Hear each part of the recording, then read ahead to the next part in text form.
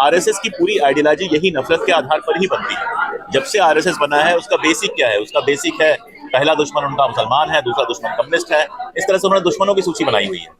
जब कोई संगठन बनता है तो दोस्तों की सूची बनाता है कि कौन कौन हमारे दोस्त होंगे। उन्होंने दुश्मनों की सूची बना के रखी हुई है। तो उनका जो एक हिंदू राष्ट्र का पूरा सपना है वो ऐसा सपना है जिसमें बाकियों के लिए जो असहमत है उनसे, उनके लिए कोई जगह नहीं है। न केवल मुसलमानों के लिए तो नहीं है जगह, कम्युनिस्टों के लिए भी जगह नहीं है, लेकिन उसके अलावा भी लिबरल फ्रेमवर्क में भी जो उनसे असहमत है, जो सेकुलरिज्म की बात करते हैं, उनके लिए जगह देते हैं। जम्मू में बच्ची के साथ बलात्कार हुआ, कठुआ में किसने जुलूस निकाला था? कौन से लोग थे जो बलात्कारी के पक्ष में जुलूस निकाल रहे थे? कौन से लोग थे जो लिंचर्स को माला पहना रहे थे? कन्हैया लाल को मुसलमान ने मारा। मुसलमानों की किसी जमात ने उनके पक्ष में कोई जुलूस निकाला? कांग्रेस ने, आरजेडी ने, किसी भी विपक्षी दल ने उन दो लोगों के समर्थन में जुलूस निकाला कि उन दोनों को सजा नहीं होनी चाहिए? मारे, गिरफ्तार हुए, जेल में गए, फांसी होनी होगी फांसी होगा, आजीवन कारावास होना होगा, जो कोर्ट करेगा वो करेगा। तो अरे भाई, मुसलमानों के कुछ भले का कर दीजिए तो वो तुष्टीकरण हो जाता है, और हिंदुओं के भले करिए तो हिंदू तुष्टीकरण नहीं होता है। तो मैं ये कह रहा हूँ, आपके चैनल पे कह रहा हूँ कि ये जो सरकार है वो हिंदू तुष्टीकरण कर रही है, और हिंदू ही नहीं अपर कास्ट तुष्टीकरण कर रही है। आरक्षण लगातार खत्म हो रहा है, दलितों के साथ अत्याचार बढ़ा है, महिलाओं के साथ अत्याचार बढ़ा है। तो ये तो सरकार ऐसी है जो पैसे वालों का और सवर्णों का तुष्टीकरण कर रही है, जिनकी आबादी 15% भी नहीं है, तो 85% लोगों की कीमत पर 15% लोगों का तुष्टीकरण चल रहा है। हमारे साथ लेखक अशोक कुमार पांडे जी हैं, इनसे हम बात करेंगे। सर, जिस तरह से 2014 के बाद भारत की बात चल रही थी, उसमें सबसे बड़ी चीज ये है कि जो हेट क्राइम्स हुए हैं, जो नफरत बढ़ी है, और उस नफरत को लेकर एक तरफ जब प्रधानमंत्री का हम बयान देखते हैं तो वो कहते हैं सबका साथ, सबका विकास, सबका विश्वास जताते हैं, लेकिन दूसरी तरफ कुछ और ही नजर आता है। इसके पीछे की क्या वजह आपको लगती है? इसके पीछे की वजह यह है कि 2014 में जो सत्ता आपके यहाँ आई है, भारत में जो 2014 में सत्ता अपने यहाँ आई है, उस सत्ता का जो वैचारिक स्रोत है वो क्या है? आरएसएस है। और आरएसएस की पूरी आइडियोलॉजी यही नफरत के आधार पर ही बनती है। जब से आरएसएस बना है उसका बेसिक क्या है? उसका बेसिक है पहला दुश्मन उनका मुसलमान है, दूसरा दुश्मन कम्युनिस्ट है। इस तरह से उन्होंने दुश्मनों की सूची बनाई हुई है।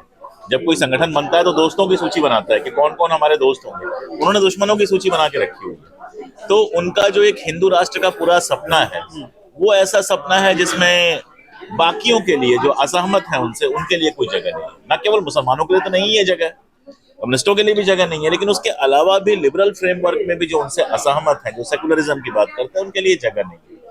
तो नफरत की विचारधारा से ही जब सारे लोग ट्रेन होके आए हैं तो जाहिर था कि सत्ता में आने के बाद भी नफरत ही फैलाते। पर जब देखा ये जाता है कि प्रधानमंत्री जो कहते हैं, क्या नहीं लगता कि वो अप्लाई ज्यादातर उन लोगों पर जो उनकी पार्टी से जुड़े हुए लोग हैं, जो इस तरह के बयान देते हैं, उन पर फिर कंट्रोल क्यों नहीं हो पाता है? देखिए, प्रधानमंत्री एक ऐसा पद है जिसके जो बयानात होते हैं वो विदेशों में भी जाते हैं। तो वो सिर्फ आपके लिए, जब वो बोल रहे होते हैं तो सिर्फ आपके लिए नहीं बोल रहे होते हैं, वो बोल रहे होते हैं सारी दुनिया के लिए। तो सारी दुनिया को सुनाने के लिए कि हाँ जी हम सेकुलर स्टेट हैं, हम तो सबका ख्याल करते हैं, बाकी सब। लेकिन वही प्रधानमंत्री जी चुनाव में क्या बोलते हैं? वही प्रधानमंत्री जी ये भी तो कहते हैं कि कपड़े देखकर आप पहचान सकते हैं। वो इस तरह की भी तो बातें करते हैं। और वही प्रधानमंत्री जी जो हैं, एक से एक बातें हो जाती हैं, उन पर कोई बयान नहीं देते हैं। जैसे आप देखिए, विधुड़ी ने बयान दिया, इतना जो संसद के अंदर जिस तरह की घटिया भाषा बोली, प्रधानमंत्री जी का कोई बयान नहीं आया।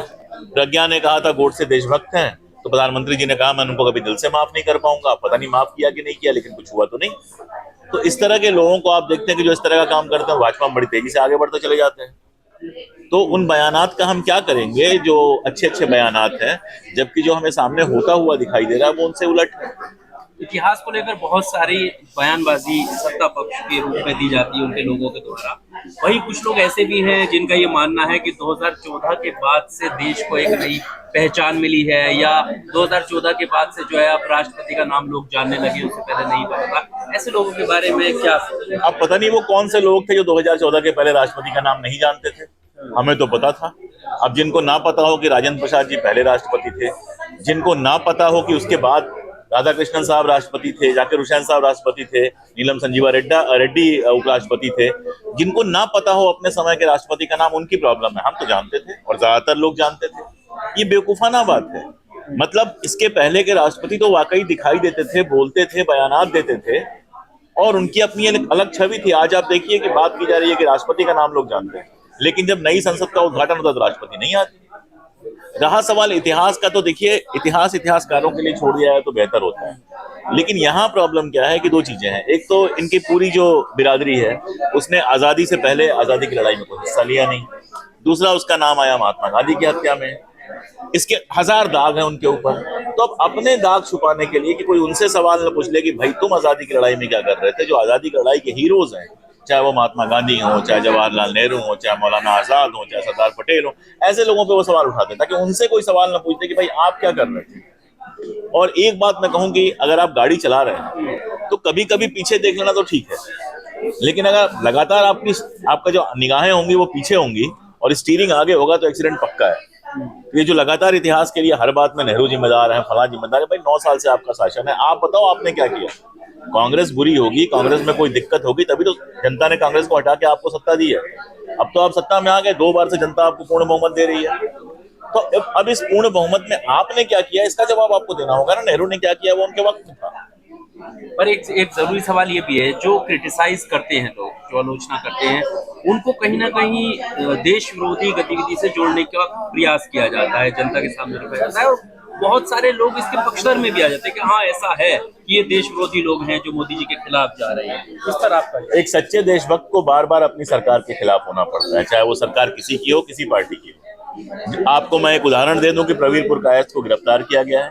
यही प्रवीरपुर कायस्थ इमरजेंसी के दौरान सबसे पहले गिरफ्तार होने वाले पत्रकारों में थे। सोहेल हाशमी को गिरफ्तार किया गया। इन्हीं सोहेल हाशमी के भाई सफदर हाशमी को गोली मार दी गई थी कांग्रेस पार्टी के शासन में। तो जो सच्चा देशभक्त होता है वो सरकार का विरोध करने के लिए हमेशा तैयार होता है, और सरकारें उसको अगर देशद्रोही समझती हैं तो ये सरकारों की समस्या है। जो अभी हाल ही की कार्रवाई है, 24 करीब है, ऐसे में किस तरफ देश जा रहा है, क्या आपको लगता है कि अभी बहुत जल्दी है। लेकिन देखिए मैं तो अभी देश की बात ना करूं, अगर प्रधानमंत्री महोदय की बात करूं तो जो हरकतें इस तरह हो रही हैं उससे ऐसा लग रहा है किसी हड़बड़ाहट में है, कोई डर है। जब से इंडिया गठबंधन बना है, जिस तरह के वो बयानात दे रहे हैं, जो उनकी बॉडी लैंग्वेज है, मुझे ऐसा लग रहा है कि मोदी जी खुद बहुत हड़बड़ाए हुए हैं, डरे हुए हैं। बाकियों की बात तो आप बिल्कुल डरे हुए लगे। ऐलान वो ऐलान तो करते रहते, हर आदमी ऐलान करता है। कर्नाटक चुनाव के पहले अमित शाह जाके वहां ऐलान करके आए थे। हर जगह ऐलान होता है, ऐलान एक पॉलिटिकल चीज होती है, लेकिन उनकी जो पूरी बॉडी लैंग्वेज है, जिस तरह की हरकतें हो रही हैं, इंडिया को जिस तरह से घमंडिया और क्या क्या कह रहे हैं, ये सब एक डरे हुए आदमी की निशानी है। मोदी जी ने अभी हाल ही में एक बयान में कहा कि वो उनके अंदर इतना ताप है कि कोई भ्रष्टाचारी उनके पास अब ठहर नहीं सकता, रुक नहीं सकता। मुझे तो ऐसा लगता है कि शायद उनके पास इतना ताप है कि कोई भ्रष्टाचारी जो उसके बगल में आता है उसका भ्रष्टाचार भस्म हो जाता है। आप देखिए महाराष्ट्र में सरकार बनाई गई, जिनको कल तक करप्ट कहा था उनको बगल में बिठा लिया। जेडीएस को जो है वो पता नहीं क्या क्या कह रहे थे वहां पर कर्नाटका में, अब वो उनके साथ शामिल हो गई। जब तक कांग्रेस में थे हिमंता बिस्वा शर्मा, उनके ऊपर दुनिया भर के आरोप थे करप्शन के, बीजेपी में आए, साफ हो गए। देखिए ये सब बयान जो होते हैं ना, ओवर कॉन्फिडेंट जो बयान होते हैं, ये अपना जो फॉलोअर होता है, जिसको आजकल हम लोग चरण भक्त कहते हैं, चरण चंपक कहते हैं और क्या क्या कहते हैं, ये उनको खुश करने के लिए होता है। और चुनाव के दौरान दिए गए इन बयानों का कोई मतलब नहीं होता। मोदी जी वैसे भी बयान देते रहते हैं, उनका जो भी डायलॉग राइटर है वो बहुत अच्छा डायलॉग राइटर है। लेकिन असल में क्या है वो तो दुनिया देख रही है। एक आखिरी सवाल आपसे, जो तुष्टिकरण की बात होती है, प्रधानमंत्री पर मतलब जब से 14 से बाद से ये सरकार आई है, सेकंड टर्म का आरोप लगते हैं कि बहुत ज्यादा नफरत बढ़ी है। प्रधानमंत्री कह रहे कांग्रेस तुष्टिकरण की राजनीति कर रही है। उन्होंने अरे भाई मुसलमानों के कुछ भले का कर दीजिए तो वो तुष्टिकरण हो जाता है, और हिंदुओं के भले करिए तो हिंदू तुष्टिकरण नहीं होता है।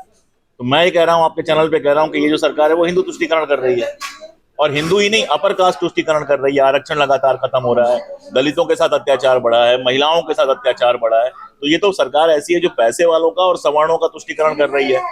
जिनकी आबादी 15% भी नहीं है, तो 85% लोगों की कीमत पर 15% लोगों का तुष्टिकरण चल रहा है। कन्हैया लाल का जिक्र करते हुए राजस्थान में, अरे कन्हैया लाल का जिक्र हुआ, कन्हैया लाल के कातिल को सजा हो गई। कन्हैया लाल को बाकायदा जितना मुआवजा मिलना था उतना मुआवजा मिला। वो गलत था तो उस पर कार्रवाई हुई। आप बताएं ना कि राजस्थान में अभी कुछ दिन पहले एक मुस्लिम लड़के को पीट पीट के मार डाला गया, उसकी बात क्यों नहीं करेंगे आप?